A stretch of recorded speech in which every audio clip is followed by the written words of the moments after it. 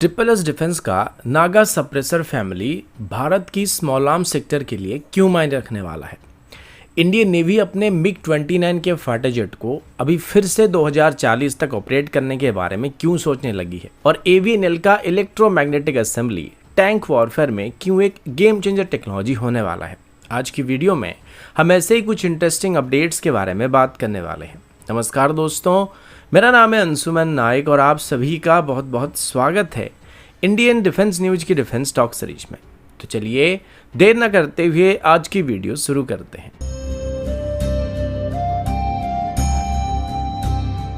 आज की पहली अपडेट ट्रिपल एस डिफेंस का नागा सप्रेसर प्रोग्राम की तरफ से है। अभी भारत की तरफ से स्मॉल आर्म इकोसिस्टम में बहुत ही मेजर एडवांसमेंट देखने को मिल रहा है, जहां पर ट्रिपल एस डिफेंस की तरफ से डेवलप किया गया नागा सप्रेसर फैमिली काफ़ी प्रॉमिसिंग रिजल्ट को शो कर रहा है। सिंपल भाषा में बोला जाए तो फायरिंग के दौरान आवाज़ कम करने के साथ साथ एक्यूरेसी और कंट्रोल को भी इम्प्रूव कर रहा है। इस सिस्टम का मेन फोकस एक्यूस्टिक सिग्नेचर को रिड्यूस करना है, मजल ब्लास्ट को कंट्रोल करना है और रिकॉल मैनेजमेंट को बेहतर बनाना है। यानी फाइट के दौरान सोल्जर को डिटेक्ट करना थोड़ा मुश्किल बनने वाला है और वेपन हैंडलिंग को ये बेहतर करने वाला है। डिज़ाइन के हिसाब से सप्रेसर काफ़ी कॉम्पैक्ट है, लेकिन परफॉर्मेंस कॉम्प्रोमाइज़ नहीं किया गया है। क्लोज क्वार्टर कॉम्बैट हो या लॉन्ग रेंज एंगेजमेंट, दोनों सिचुएशन में ये इफेक्टिव साबित होने वाला है। इस प्रोग्राम का सबसे बड़ा माइलस्टोन 2024 में देखा गया था, जब इंडियन आर्मी ने .338 लैपुआ मैग्नम कैलिबर के इंडिजिनसली डेवलप सप्रेसर को अपने सर्विस में शामिल किया था। अभी ये सिस्टम सैको स्नाइपर में इस्तेमाल किया जा रहा है। रिपोर्ट के हिसाब से अभी ये सप्रेसर स्पेशल फोर्स और हमारी इन्फेंट्री स्नाइपर यूनिट्स में इस्तेमाल किया जा रहा है, जो इंडिजिनस सिस्टम पर बढ़ती हुई ट्रस्ट को दिखा रहा है। अभी 2025 में ट्रिपल एस डिफेंस की तरफ से अपनी इस नागा सीरीज को और भी एक्सपैंड करते हुए मल्टीपल असॉल्ट राइफल के लिए भी इस तरह की नए सप्रेसर वेरिएंट को डेवलप किया है। अभी सबसे इंपॉर्टेंट डेवलपमेंट ये कि कंपनी की तरफ से सप्रेसर फैमिली को इंटरनेशनल मार्केट में भी ले जाने की तैयारी किया जा रहा है, जहां पर 2026 के एंड तक इसकी फॉरेन एक्सपोर्ट ऑर्डर भी आने की उम्मीद किया जा रहा है।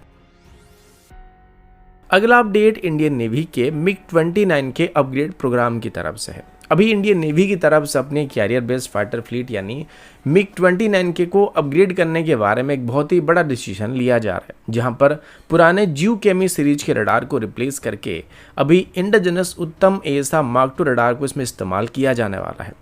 इसका मेन रीजन जू केमी रडार में आने वाले सीरियस परफॉर्मेंस इशू को बताया जा रहा है। लेट 2025 में नेवी की तरफ से किए गए एक असेसमेंट में बात सामने आया था कि जू केमी रडार की परफॉर्मेंस लगभग 40% तक डिग्रेड हो चुका है। सिंपल भाषा में बोला जाए तो रडार अपनी एक्सपेक्टेड एफिशिएंसी पर काम नहीं कर रहा है। इस डिग्रेडेशन का मेन रीजन मैरिटाइम एनवायरनमेंट को बताया गया था, यानी हाई ह्यूमिड कंडीशन और सलाइन कंडीशन की वजह से रडार की परफॉर्मेंस खराब हो गया है, जो कि रशियन ऑरिजिन सिस्टम पर नेगेटिव इंपैक्ट डाल रहा है। इस वजह से अभी नेवी की तरफ से इसको रिप्लेस करने का प्लान बनाया जा रहा है, जहां पर मेन फोकस अभी सिर्फ परफॉर्मेंस नहीं बल्कि लॉन्ग टर्म रिलायबिलिटी और डिजिटल सॉवरेनिटी के ऊपर होने वाली है। अब अगर कैपेबिलिटी की बात करें तो उत्तम मार्क II एक एएसआर रडार है, जबकि जू केमी एक मैकेनिकली स्कैन रडार है, जो कि मॉडर्न इलेक्ट्रॉनिक वॉरफेयर के लिए काफी आउटडेटेड होने लगा था। पर उत्तम एसा रडार एक मॉडर्न रडार होने वाला, जो कि 5th जनरेशन वॉरफेयर के लिए बनाया गया है। इस अपग्रेड के बाद मिग 29 के फाइटर जेट की एयर सुपीरियरिटी और मैरिटाइम स्ट्राइक दोनों कैपेबिलिटी इंप्रूव होने वाला है। अभी एक और इंपॉर्टेंट एस्पेक्ट है मैरिटाइम हार्डनिंग, यानी उत्तम एसा रडार पर अभी एक स्पेशल कोटिंग और प्रोटेक्शन को भी दिया जा रहा है, जो कि सॉल्ट एयर कोरोजन का इंपैक्ट काफी हद तक कम करने वाला है, जो कि प्रीवियसली हमारे जू केमी रडार की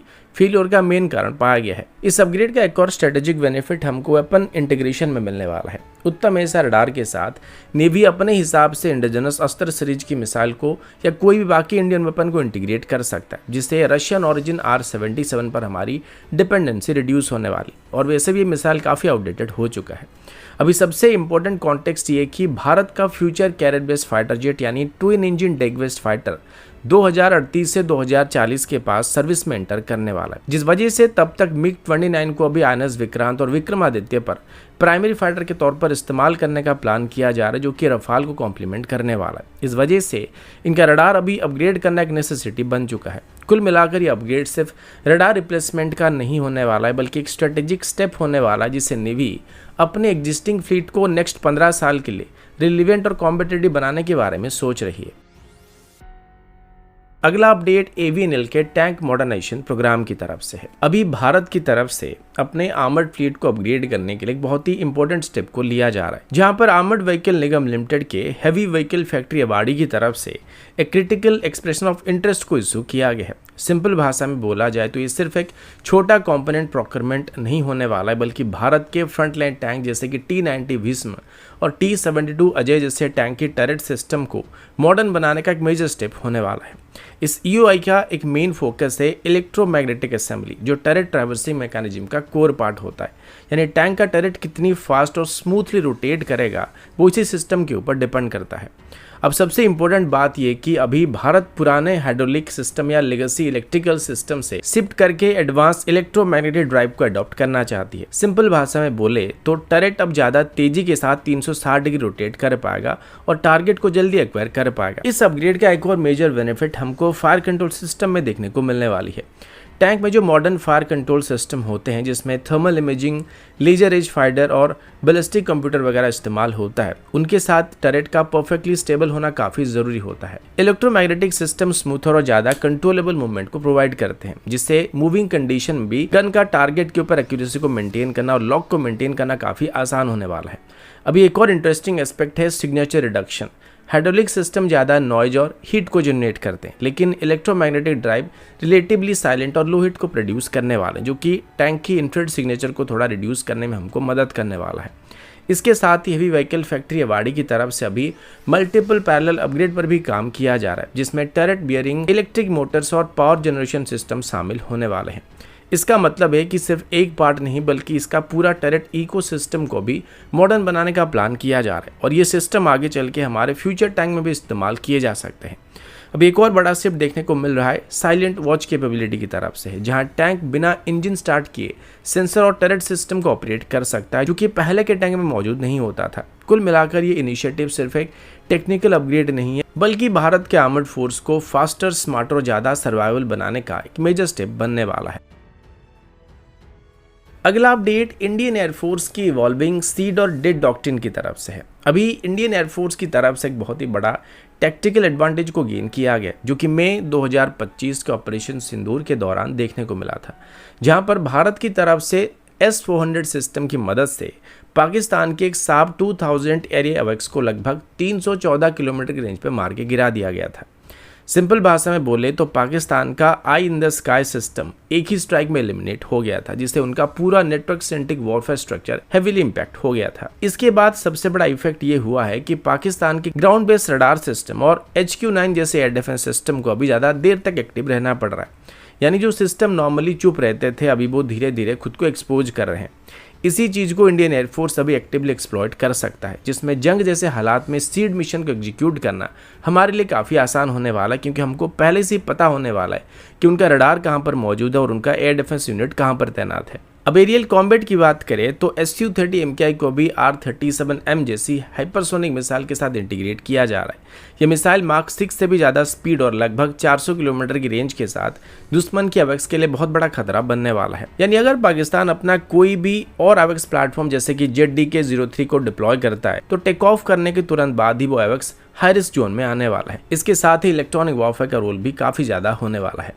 इंडियन एयरफोर्स की तरफ से अभी एनिमी रडार्स में घोस्ट सिग्नेचर को इंजेक्ट करने के बारे में प्लानिंग किया जा रहा है, जिससे फेक टारगेट क्रिएट होने वाला है और दुश्मन को एक्चुअल टारगेट के बारे में कोई पता नहीं चलने वाला है। और इससे फ्यूचर वॉर सिनारियो में एनिमी फाइटर गलत डायरेक्शन में स्क्रैम्बल हो सकते हैं, या फिर दुश्मन गलत टारगेट की तरफ अपनी एयर डिफेंस यूनिट को फायर कर सकता है, जिससे उनको टारगेट करना हमारे लिए काफ़ी आसान बनने वाला है। अभी S-400 सिस्टम को फॉरवर्ड डिप्लॉय करके भारत की तरफ से अपना A2AD बबल को काफ़ी एक्सपैंड किया जा चुका है, जिसका मतलब है कि एनिमी सर्वेलेंस एयरक्राफ्ट को इतना पीछे अभी रहना पड़ेगा कि वो इफेक्टिवली इंडियन एयर स्पेस को मॉनिटर नहीं कर पाएंगे, जिससे इंडियन एयर स्पेस के अंदर क्या चल रहा है या कोई फाइटर मूवमेंट हो रहा है, इसके बारे में पाकिस्तान को पता नहीं चलने वाला है। कुल मिलाकर ये पूरा approach drone baiting, long range missile strike, electronic warfare और एयर डिफेंस इंटीग्रेशन का एक कॉम्प्लेक्स चेन को क्रिएट करने वाला है, जो कि फ्यूचर वॉरफेयर में एक बहुत बड़ा रोल को प्ले करने वाला है।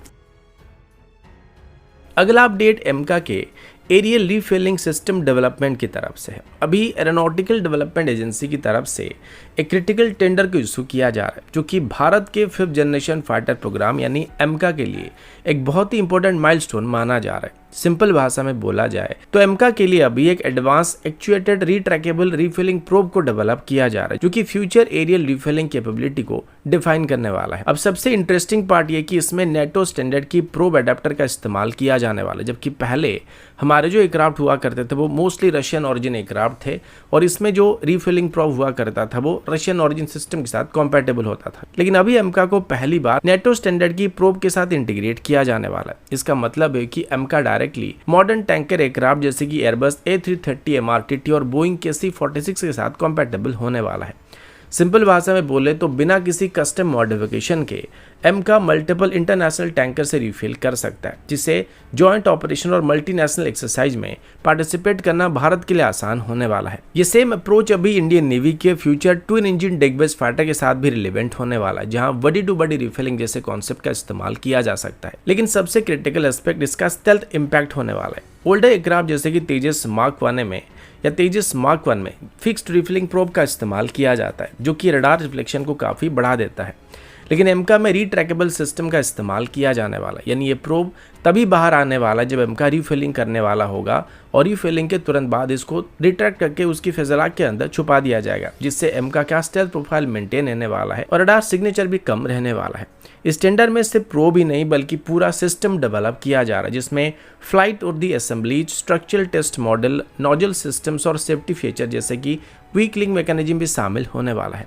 अभी इसका डेवलपमेंट टाइमलाइन अगर देखा जाए तो ये लगभग 1200 डे के आसपास रखा गया, जिसका मतलब है कि अराउंड 2029 के आसपास फ्लाइट रेडी सिस्टम देखने को मिलने वाला, जो कि एमका की प्रोटोटाइप टाइमलाइन के साथ लगभग मैच कर रहा है। कुल मिलाकर डेवलपमेंट सिर्फ एक रीफिलिंग प्रोब का प्रोजेक्ट नहीं होने वाला है, बल्कि एमका को एक ट्रू 5th जनरेशन स्टेल्थी और ग्लोबली इंटरप्रोबल फाइटर बनाने के डायरेक्शन में एक मेजर स्टेप होने वाला है। तो दोस्तों अभी के लिए इतना ही, मिलता हूँ आपसे अगले वीडियो में, तब तक के लिए जय हिंद, वंदे मातरम।